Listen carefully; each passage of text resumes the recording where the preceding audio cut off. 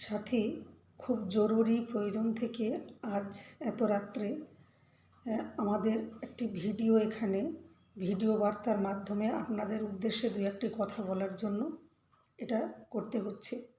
প্রথমেই বলে রাখছি, এই ভিডিওটি আপনারা কিন্তু ফেসবুকে দেবেন না, কিংবা রিলস বানানো কিংবা এই ধরনের কোনো প্রয়োজনে ব্যবহার করবেন না।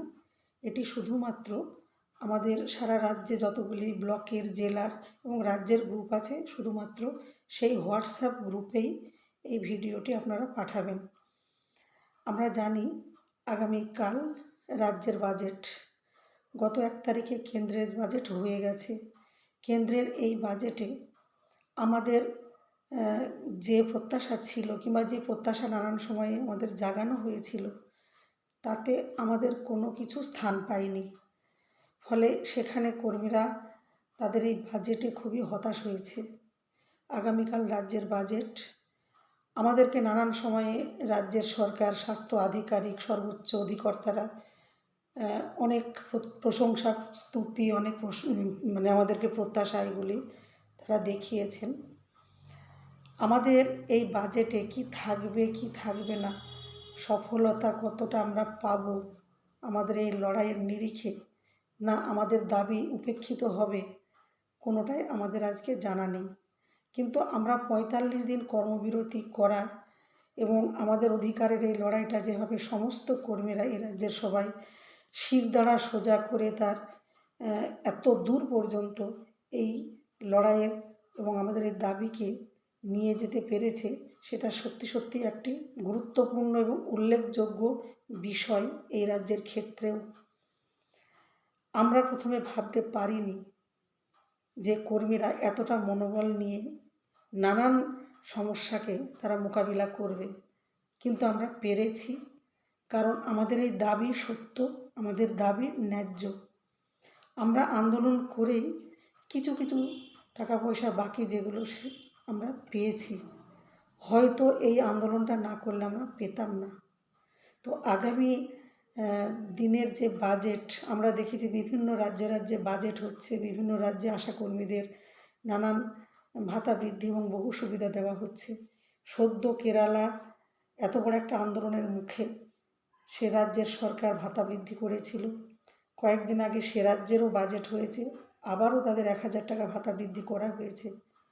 ফলে আমরা